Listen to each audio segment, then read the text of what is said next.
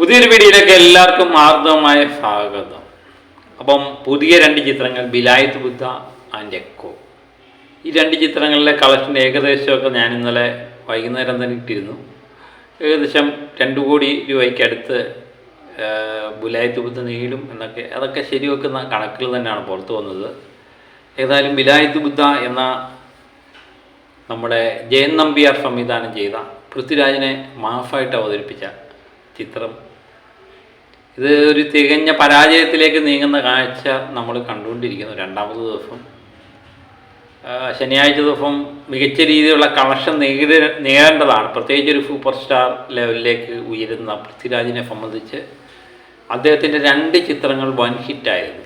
അതിനുശേഷം എത്തുന്ന ചിത്രം, വളരെ നാളിന് ശേഷം എത്തുന്ന ചിത്രം, പൃഥ്വിരാജ് എന്ന് പറയുന്ന നടൻ്റെ എല്ലാ മാനറിഫങ്ങളും കോർത്തിണക്കി എല്ലാവർക്കും രസിക്കുന്ന രീതിയിലുള്ളൊരു ചിത്രം ഒക്കെ സംവിധാനം ചെയ്തപ്പം നമ്മൾ ഇതിനും മുകളിലുള്ള കളക്ഷൻ തന്നെയാണ് പ്രതീക്ഷിക്കുക. ആദ്യ ദിവസത്തെ കളക്ഷൻ നോക്കുമ്പോൾ ഏകദേശം കുഴപ്പമില്ലാത്ത കളക്ഷൻ ആദ്യ ദിവസത്തിൽ നമുക്ക് കാണാൻ പറ്റുന്നെങ്കിലും, പക്ഷെ അത് നല്ല രീതിയിലുള്ള കളക്ഷൻ പോക്കല്ല എന്ന് നമുക്ക് തോന്നും. കളക്ഷൻ നമ്മൾ നോക്കുമ്പം ഏകദേശം ഇന്ത്യ ഗ്രോഫായിട്ട് കാണിക്കുന്നത് 2 കോടി രൂപയാണ്. പക്ഷേ വേൾഡ് വൈഡ് കളക്ഷൻ്റെ കൃത്യമായിട്ടുള്ള കണക്കുകൾ പുറത്തു വന്നിട്ടില്ല. എന്നാലും നമ്മൾ സ്റ്റേറ്റ് വൈസായിട്ട് നോക്കുമ്പോൾ കർണാടകത്തിൽ നിന്ന് 8 ലക്ഷം രൂപയാണ് ഇത് കളക്ട് ചെയ്തിരിക്കുന്നത്. ആന്ധ്രാപ്രദേശ്, തെലങ്കാന 1 ലക്ഷം രൂപ, തമിഴ്നാട്ടിൽ നിന്ന് 4 ലക്ഷം രൂപ, കേരളത്തിൽ നിന്ന് 1,85 ലക്ഷം രൂപയാണ് കളക്ട് ചെയ്തിരിക്കുന്നത് ഇന്നലെ.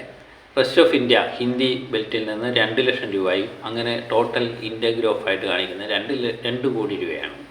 വേൾഡ് വൈഡ് ഒരു പക്ഷേ 2.5-3 കോടി രൂപയിലേക്ക് എത്തും എന്ന് തന്നെ പ്രതീക്ഷിക്കുന്നു.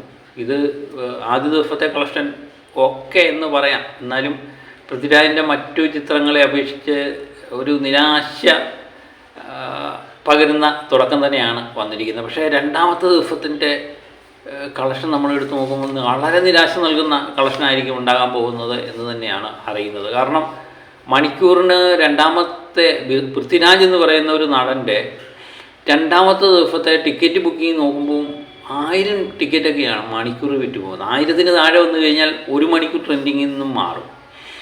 അത് ഒരു പുതിയ ചിത്രം രണ്ടാമത്തെ ദിവസമായി, പ്രത്യേകിച്ച് ശനിയാഴ്ച ദിവസവും പൃഥ്വിരാജ് എന്ന് പറയുന്ന ഒരു നടൻ അഭിനയിക്കുന്നു, ഒരു ആക്ഷൻ സിനിമ വരുന്നു.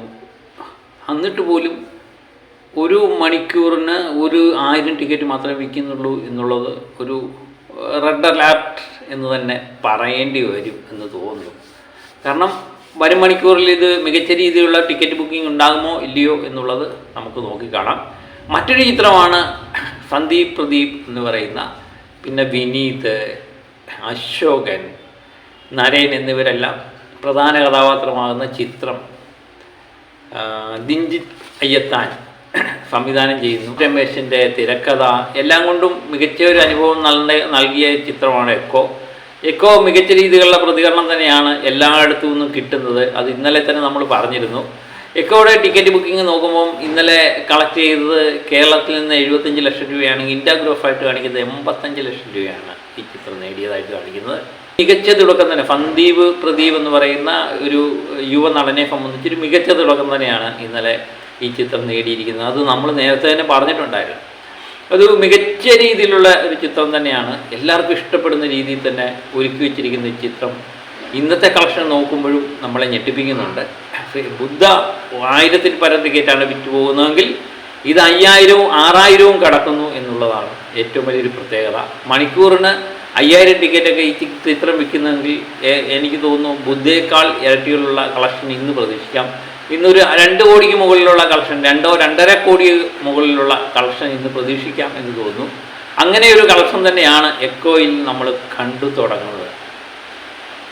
അങ്ങനെ എക്കോ വമ്പൻ വിജയത്തിലേക്ക് നീങ്ങുന്നതിൻ്റെ സൂചനകൾ കിട്ടുന്നു. ബിലായത്ത് ബുദ്ധ കിതക്കുകയും എക്കോ എന്ന് പറയുന്ന ചിത്രം വമ്പൻ കളക്ഷനിലേക്ക് നീങ്ങുന്ന ഒരു സൂചനയാണ് നമുക്ക് ഈ രണ്ടാമത്തെ ദിവസം കാണാൻ പറ്റുന്നത്.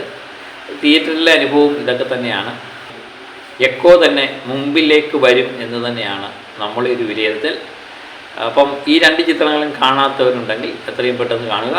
അപ്പോൾ മറ്റൊരു വീഡിയോയുമായിട്ട് വീണ്ടും ഞാനെത്താം. Okay, by.